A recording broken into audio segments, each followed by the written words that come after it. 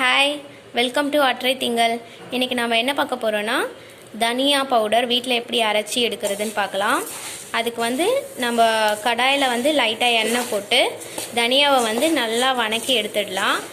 இது கூட கருவேப்பிலையும் ஒரு கட்டு வணக்கி எடுத்துக்கிறோம். கருவேப்பிலை நம்ம சாப்பாட்டில் சேர்த்திக்கிறதுல நம்ம வீட்டில் இந்த மாதிரி பொடி அரைக்கும் போது அதோட சேர்த்திக்கிறதுனால நம்மளுக்கு அந்த கருவேப்பிலையோட ஸ்ட்ரென்த்து கிடைக்கும். இப்போ தனியாவையும் கருவேப்பிலையும் வணக்கிட்டு நம்ம பார்க்கலாம். பாருங்கள், நம்ம தனியாவையும் கருவேப்பிலையும் வணக்கி எடுத்துட்டோம். அவ்வளோதான், முடிஞ்சிச்சு.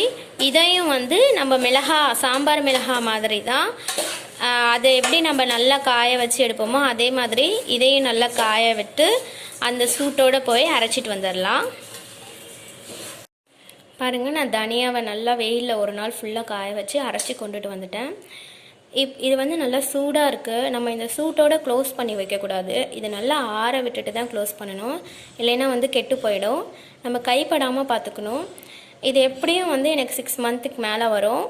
நம்ம தனியா எல்லா குழம்பு எல்லாத்துக்குமே யூஸ் பண்ண மாட்டோம். ஏதோ ஒரு சில இதுக்கு தான் யூஸ் பண்ணுவோம். அதனால் கண்டிப்பாக இது எனக்கு ஒரு 6 மந்த்துக்கு வரும்.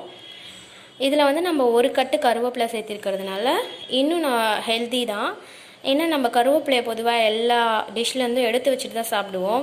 இதில் நம்ம ஒரு கட்டு சேர்த்து இருக்கிறதுனால நம்ம கருவேப்பிலையும் சேர்த்து சாப்பிட்ட மாதிரி இருக்கும். முடி வளர்கிறதுக்கு அதுக்கெலாம் நல்லா யூஸ் ஆகும். ஸோ கண்டிப்பாக நீங்கள் தனியா பவுடரை வீட்டில் ட்ரை பண்ணி பாருங்கள். இந்த வீடியோ பிடிச்சிருந்ததுனால லைக் பண்ணுங்கள், ஷேர் பண்ணுங்கள். நான் இதில் போட்ட இன்க்ரீடியன்ட்ஸ் என்னன்றதை டிஸ்கிரிப்ஷனில் கொடுக்குறேன். அதோட அளவை நீங்கள் மறக்காமல் பாருங்கள். நம்ம சேனலை மறக்காமல் சப்ஸ்கிரைப் பண்ணுங்கள். தேங்க்யூ.